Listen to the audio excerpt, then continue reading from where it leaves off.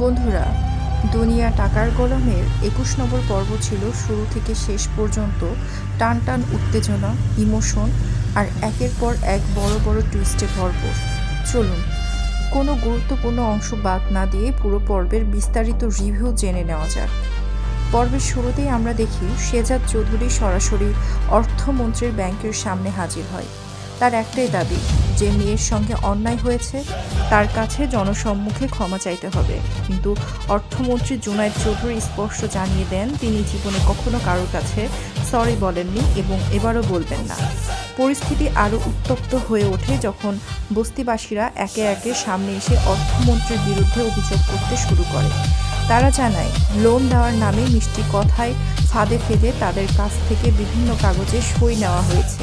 এরপর সুদের বোঝা এতটাই বেড়ে যায় যে অনেকেই ঘর বাড়ি হারিয়েছে, কেউ নিঃস্ব হয়েছে, এমনকি একজন আত্মহত্যাও করেছে।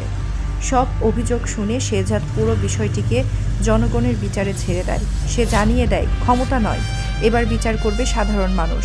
কিন্তু অর্থমন্ত্রী নিজের ভুল স্বীকার না করে উল্টো হুমকি দিতে শুরু করেন। এমনকি এক বৃদ্ধ প্রতিবাদ করায় তার উপরে ক্ষোভ ঝাড়েন। ঠিক তখনই শেজাদ সবার সামনে ঘোষণা করে যদি অর্থমন্ত্রী মানুষের কাছে ক্ষমা না চান তাহলে তিনি নিজেই অর্থমন্ত্রীর সাম্রাজ্য ধ্বংস করে দেবেন। পাশাপাশি ক্ষতিগ্রস্ত মানুষদেরও আশ্বাস দেন যে তাদের হারানো টাকা তারা অবশ্যই ফিরে পাবে। এই দৃশ্যের পর পুরো জনতা শেজাদের সমর্থনে স্লোগান দিতে শুরু করে। অন্যদিকে গল্পে আসে ফাতেমা ও রিশাদের নতুন অধ্যায়। ফাতেমা চায় অতীতের সব কিছু শেষ করে দিতে, কিন্তু রিশাদ সহজে ছাড়ার মানুষ নয়। সে জানিয়ে দেয় তাদের বিয়ের কাগজপত্র এখনও তার কাছেই আছে। এরপর সে ফাতেমার কাছে সরাসরি ৫০ লাখ টাকা দাবি করে। টাকা দিলে সে ডিভোর্স দেবে এবং শেজাদকেও কিছু জানাবে না। আর টাকা না দিলে সব সত্য শেজাদের সামনে প্রকাশ করে দেওয়ার হুমকি দেয়। এই দৃশ্য থেকে বোঝা যায় রিশাদ এখন ভালোবাসার জন্য নয়, শুধু টাকার জন্যই খেলছে। সে ফাতেমাকে ব্ল্যাকমেইল করে নিজের স্বার্থ হাসিল করতে চাইছে। এরপর আমরা দেখি শেজাদের এক শুভাকাঙ্ক্ষী ফোন করে তাকে সতর্ক করেন, কারণ একদিকে দাউদ খানের লোকজন তার পিছনে লেগেই আছে, অন্যদিকে অর্থমন্ত্রীর সঙ্গে নতুন শত্রুতাও বেড়েছে। এরপর আমরা দেখি শেজাদের এক শুভাকাঙ্ক্ষী তাকে ফোন করে সতর্ক করে, কারণ একদিকে দাউদ খানের লোকজন তার পিছনে লেগেই আছে, অন্যদিকে অর্থমন্ত্রীর সঙ্গে নতুন শত্রুতাও তৈরি হয়েছে। কিন্তু শেজাদের জবাব ছিল একদম তার চরিত্রের মতোই দৃঢ়। সে বলে, যারা মানুষের সাথে অন্যায় করে তারা সবাই আমার শত্রু। এরপরে শেজাদ জানিয়ে দেয় তার পরবর্তী পরিকল্পনা। সে অর্থমন্ত্রীর ব্যাংক থেকে টাকা লুট করে সেই টাকা গরিব ও প্রতারিত মানুষদের মধ্যে ফিরিয়ে দিতে চায়। যদিও এই পরিকল্পনা ঝুঁকিপূর্ণ, তবুও তার উদ্দেশ্য স্পষ্ট, অন্যায়ের বিরুদ্ধে লড়াই।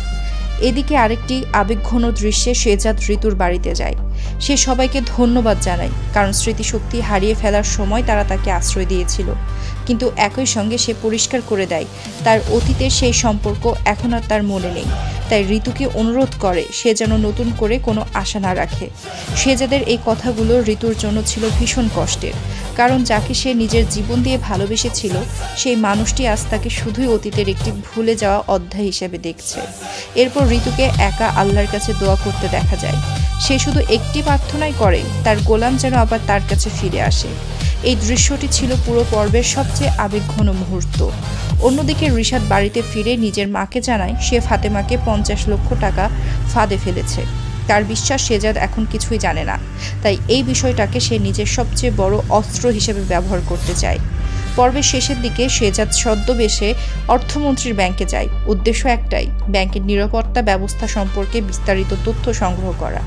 ব্যাংকের এক কর্মচারী নিজেই গর্ব করে তাকে জানাতে থাকে কোথায় ভোল্ট, কোথায় সিসিটিভি ক্যামেরা, কিভাবে নিরাপত্তা ব্যবস্থা কাজ করে এবং জরুরি অ্যালার্ম কোথায় রয়েছে। আর শেজাদ খুব শান্তভাবে সব তথ্য নিজের মাথায় তুলে নেয়। এদিকে ফাতেমা বাধ্য হয়ে রিশাদের হাতে ৫০ লক্ষ টাকা তুলে দেয়। বিনিময়ে রিশাদ বিয়ের কাগজপত্র ফিরিয়ে দেওয়ার কথা বলে, কিন্তু তার কথায় কতটা বিশ্বাস করা যায় সেটা এখন বড় প্রশ্ন। পর্বের শেষ মুহূর্তে দেখা যায় শেজাদ ফাতেমার আচরণে কিছুটা পরিবর্তন লক্ষ্য করেছে। সে জানতে চায় তার দেওয়া ব্যাংকের অ্যাক্সেস ও টাকা পয়সা সব ঠিক আছে কিনা।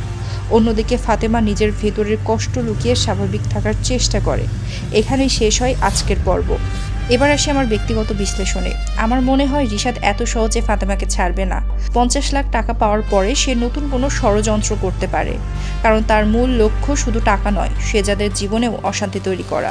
অন্যদিকে সেজাদ যে ছদ্মবেশে ব্যাংকের নিরাপত্তা ব্যবস্থা পর্যবেক্ষণ করছে, তাতে মনে হচ্ছে আগামী পর্বে অর্থমন্ত্রীর বিরুদ্ধে বড় ধরনের অভিযান শুরু হতে পারে।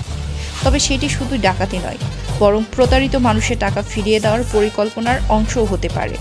সবচেয়ে বড় প্রশ্ন এখন একটাই, সেজাদ যদি ফাতেমা ও রিশাদের বিয়ের পুরো সত্য জেনে যায়, তাহলে কি সে নিজেকে সামলাতে পারবে, নাকি গল্প একেবারে নতুন মোড় নেবে? আপনাদের কি মনে হয়, সেজাদ কি সত্যি অর্থমন্ত্রীর ব্যাংকে অভিযান চালাবে, আর রিশাদ কি কথা রাখবে, নাকি আবারও নতুন কোনো চক্রান্ত করবে?